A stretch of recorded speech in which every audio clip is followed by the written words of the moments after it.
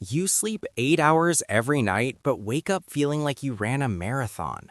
You reach for your fourth cup of coffee by noon, wondering why everyone else has energy while you feel like a walking zombie.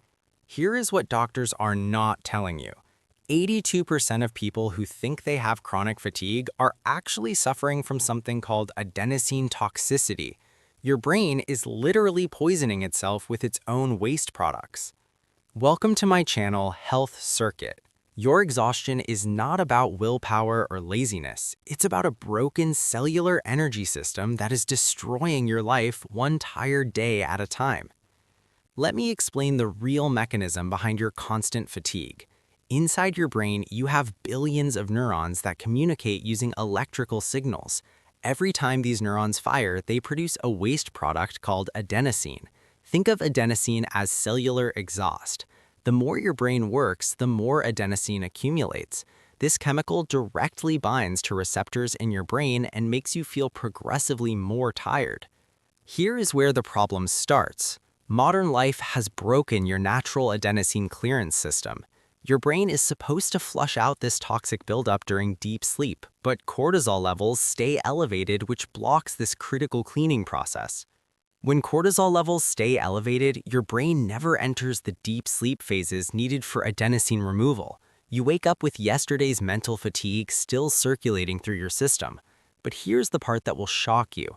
Your mitochondria are also under attack. These tiny powerhouses inside your cells produce ATP, which is your body's primary energy currency. Chronic stress releases inflammatory cytokines that directly damage mitochondrial membranes. When these cellular engines break down, they cannot convert oxygen and nutrients into usable energy.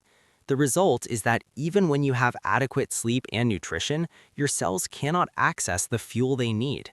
You're essentially driving a car with a broken engine. Now, let me debunk the biggest myth about fatigue.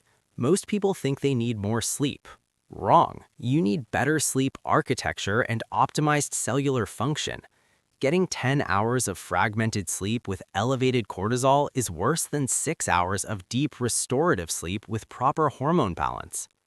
Your hypothalamic pituitary adrenal axis is stuck in emergency mode. This ancient survival system was designed for short-term threats, not chronic modern stressors. When this system stays activated, your body prioritizes immediate survival over long-term energy production. Your metabolism slows down and your cellular repair mechanisms shut down. Here's another critical factor. Your circadian clock genes control over 15,000 different biological processes. When artificial light disrupts these genetic switches, your entire energy system falls apart. Blue light exposure after sunset suppresses melatonin production and delays your natural sleep-wake cycle. This creates a cascade of hormonal imbalances that drain your energy reserves. Now let me give you the exact protocol to rewire your energy circuit and optimize your system for sustained vitality. Phase 1 is morning cortisol optimization. Within 30 minutes of waking, you need direct sunlight exposure to your retinas. No sunglasses, no windows, no exceptions. This light triggers your suprachiasmatic nucleus to release cortisol at the optimal time. 15 minutes minimum, but 30 minutes is ideal for maximum benefit. Phase 2 is mitochondrial fuel protocol. Between 10 a.m. and 2 p.m., consume 20 to 30 grams of high-quality protein with omega-3 fatty acids. This timing matches your natural insulin sensitivity peaks. Your cells are most receptive to nutrients during this metabolic window. Add magnesium glycinate and CoQ10 to directly support mitochondrial ATP production. These compounds act as cellular spark plugs for your energy engines.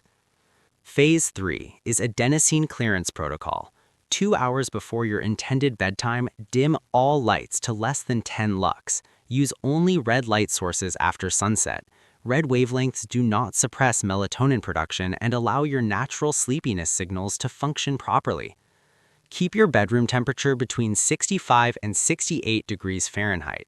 Cool temperatures trigger deeper sleep phases and enhance adenosine clearance. Phase 4 is stress circuit interruption. Practice box breathing for 5 minutes every 3 hours. 4 seconds in, hold for 4 seconds, out for 4 seconds, hold for 4 seconds.